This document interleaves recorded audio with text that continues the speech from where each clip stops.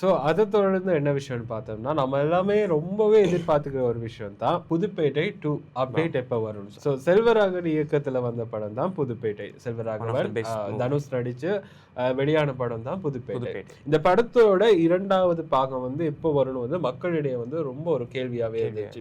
எங்க போனாலும் ஏன்னா செல்வராகவன் வந்து டிரெக்ஷனை விட்டுட்டு நடிப்புல வந்து இன்ட்ரெஸ்ட் காட்ட வந்து ஆரம்பிச்சிட்டாரு.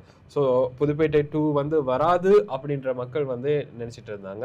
ஸோ அதுக்கெல்லாம் முற்றுப்புள்ளி வைக்கிற மாதிரி தன்னோட எக்ஸ் தளத்துல செல்வராகவன் வந்து புதுப்பேட்டையோட கதையை எழுதி முடிச்சிட்டேன்னு சொல்லி அப்டேட் ஒன்று கொடுத்துருக்காரு. சூப்பரா. இப்போ வந்து அவர் வந்து 7 ரெயின்போ காலனி பார்ட் 2 பண்ணிட்டு இருக்காரு நினைக்கிறேன். ஸோ அதில் வந்து வேற ஒரு ஹீரோயின், அதே ஹீரோ தான்.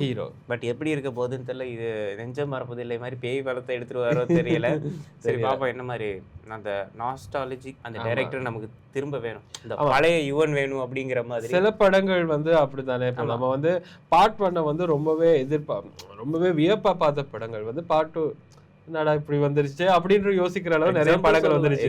எக்ஸாம்பிள் சொல்லலாம், ஆனா அது வம்பா வந்து முடிஞ்சிடும். இருந்தாலும் சொல்லுவோம். சந்திரமுகி வந்து பெரிய ஒரு இப்போ வரைக்கும் அந்த ரெக்கார்டை வந்து எந்த ஒரு தமிழ் இண்டஸ்ட்ரீஸ்ல வந்து உடைக்க முடியாம இருந்த டைம்ல வந்து சந்திரமுகி 2 பெரிய பொருட்செலவுல எடுத்த படம். அந்த அளவுக்கு கூட வந்து சந்திரமுகி பார்ட் 1 எடுக்கல, அந்த அளவுக்கு எடுக்கல.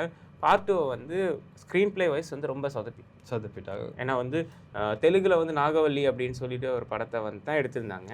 பட் அந்த படமும் இப்போ வந்து சந்திரமுகியும் ஒழுங்காக ஓடல். ஏதோ ஒரு ஆவரேஜாக மூவி இருந்தது.